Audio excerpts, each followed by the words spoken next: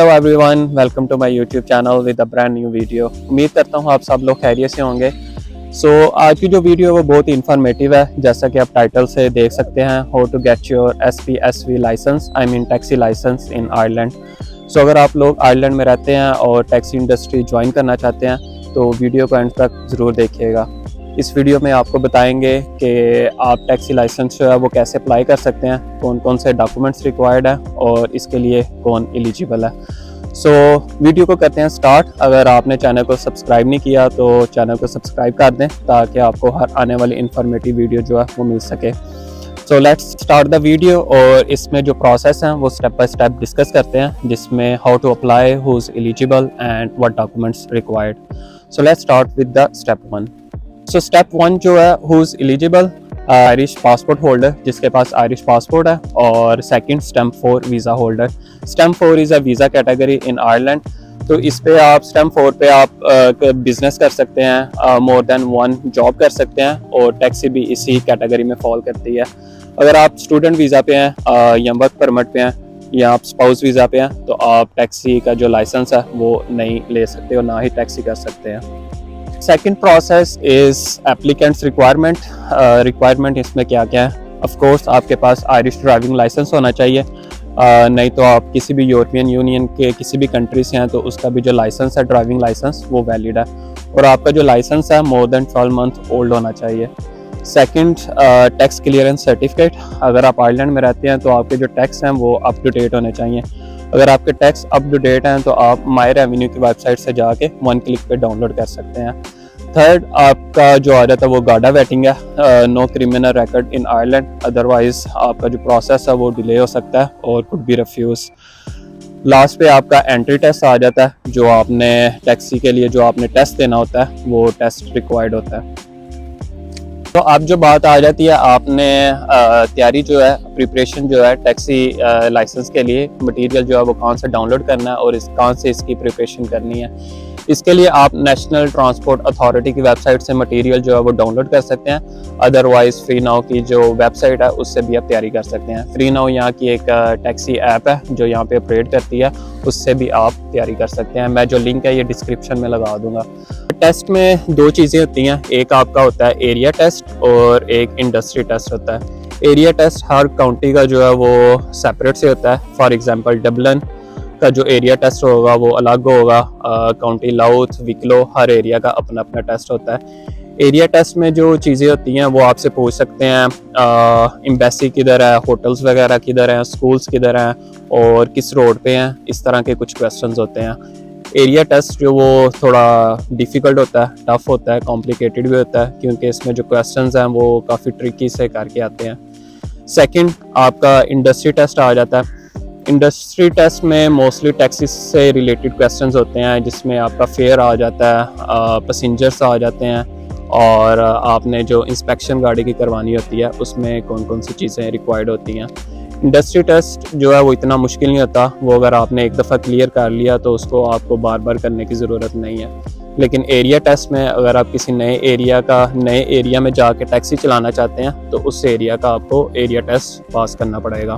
तो इसमें कुछ प्रैक्टिकल नहीं होता, आपको गाड़ी चला के नहीं दिखानी पड़ती या कुछ इस तरह का टेस्ट नहीं देना पड़ता, ये सारा कुछ ऑनलाइन ही होता है। आप किसी भी टेस्ट सेंटर में जाते हैं, कंप्यूटर की स्क्रीन पे आपको क्वेश्चंस आते हैं और वो क्वेश्चंस आपने क्लियर करने होते हैं। ये 1 आवर का टेस्ट होता है जिसमें 50 to 60 क्वेश्चंस होते हैं, और क्वेश्चन जो होते हैं वो मिक्स ही होते हैं, एरिया और इंडस्ट्री दोनों क्वेश्चन मिक्स होके आते हैं।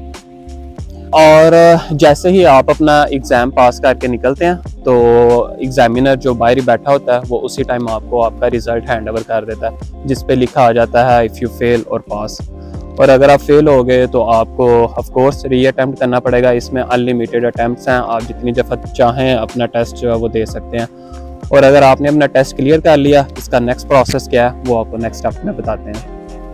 लास्ट स्टेप जो है, इसमें आपने अपने डॉक्यूमेंट्स हैं वो सबमिट करवाने होते हैं। टेस्ट की जो फीस होती है वो 90 यूरो होती है, और अगर आपने टेस्ट पास कर लिया तो उसके बाद जो आपने लाइसेंस के लिए एप्लीकेशन जमा करवानी है उसकी फ़ीस 250 यूरो होती है। अब जब आपने अपने डॉक्यूमेंट्स जमा करवाने हैं उसमें कौन कौन से डॉक्यूमेंट्स रिक्वायर्ड है? फर्स्ट ऑफ ऑल आपका PSV 15 फॉर्म आ जाता है, जो आप नेशनल ट्रांसपोर्ट अथॉरिटी की वेबसाइट से डाउनलोड कर सकते हैं। इसके बाद आपका टैक्स क्लियरेंस सर्टिफिकेट आ जाता है, जो आपको मैंने बताया कि आप माई रेवेन्यू की वेबसाइट से डाउनलोड कर सकते हैं। इसके बाद पुलिस क्लियरेंस सर्टिफिकेट आ जाता है। अगर आप पाकिस्तान, इंडिया, बांग्लादेश या किसी भी कंट्री से हैं तो वहाँ से आप क्लियरेंस सर्टिफिकेट जो है वो मंगवा सकते हैं। इसके बाद आपकी गाड़ा वेटिंग आ जाती है, जिसमें आपने अपने 2 रेफरेंस देने होते हैं। मेक श्योर जिनके आप रेफरेंस दे रहे हैं उनका कॉन्टैक्ट नंबर जो है वो करेक्ट हो और हर टाइम ऑन हो और वो आयरलैंड में रहते हो, क्योंकि जब आप फाइल जमा करवाते हैं तो प्रोसेस में आता है कि आप एक टाइम पे आके उनको वो कॉल करते हैं और आपकी वेरिफिकेशन करते हैं। आफ्टर डन योर वेरिफिकेशन, जब आपकी वेरिफिकेशन हो जाती है, आपके रेफरेंस जो आपने दिए होते हैं, उसके बाद आपको एक कॉल आती है डिपार्टमेंट की तरफ से कि आपका जो लाइसेंस है, पेपर लाइसेंस, वो कुछ ही दिन में आपके घर पे पोस्ट हो जाएगा। After getting your paper licence, उसके कुछ ही दिनों बाद या 1-2 वीक में आपकी जो डैशबोर्ड आईडी है और स्मार्ट आईडी वो आपको पोस्ट हो जाती है। तो उसके बाद आप ready to go on taxi. इस सारे प्रोसेस का जो टाइम फ्रेम है वो could be 6 months, could be 1 year और कुड बी 2 months।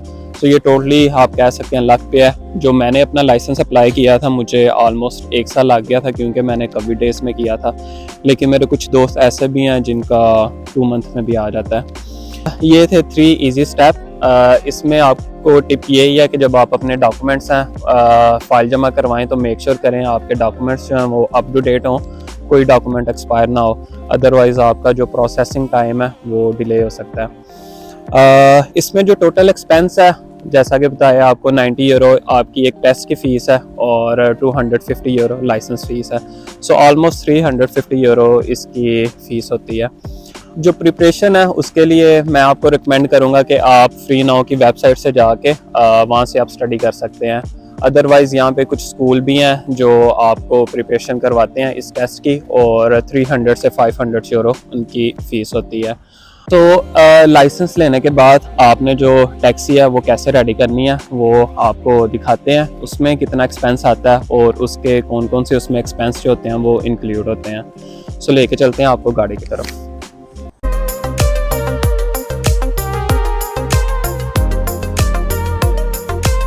बात करते हैं कि आप जो है गाड़ी उसको टैक्सी में कैसे कन्वर्ट कर सकते हैं। उसके लिए सबसे पहले आपको लाइसेंस प्लेट जो है, जिसे ये टैक्सी प्लेट कहते हैं, ये आपको लेनी पड़ेगी। जब आप ये ले लेते हैं तो आपने सबसे पहले ब्रांडिंग करवानी होती है।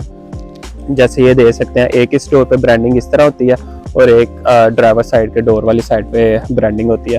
बाद ये डिस्क आ जाती है जिसमें आपने इसकी सूटेबिलिटी करवानी होती है कि आपकी गाड़ी रोड पे चलने के लिए ठीक है कि नहीं।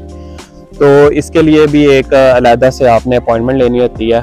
ये सारा एक्सपेंस जो होता है ये आपने खुद अपनी पॉकेट से पे करना होता है। उसके अलावा मीटर आ जाता है। मीटर भी आपको मैं अंदर से दिखा देता हूँ, जो टैक्सी का मीटर होता है वो किस तरह ऑपरेट करता है।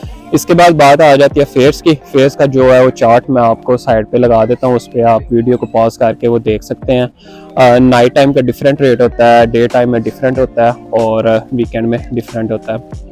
तो जो लाइसेंस होता है वो इस तरह का दिखता है। ये आपका डैशबोर्ड आईडी होता है और ये स्मार्ट आईडी होता है जो आपने हर वक्त अपने साथ कैरी करना होता है। ये जो डैशबोर्ड आईडी होती है वो आपने गाड़ी में लगानी होती है और स्मार्ट आईडी जो है वो आपने अपने साथ कैरी करना होता है। अब बात करते हैं गाड़ी जो आपके पास अपनी या तो पर्सनल गाड़ी है या अगर आपने गाड़ी बाई करनी है या आपने रेंट पे लेनी है, उसका क्या प्रोसेस है। सो टैक्सी में गाड़ी जो है वो मिनिमम 10 ईयर से ज़्यादा ओल्ड नहीं होनी चाहिए। 10 साल से पुरानी गाड़ी जो है वो टैक्सी में सूटेबल नहीं है।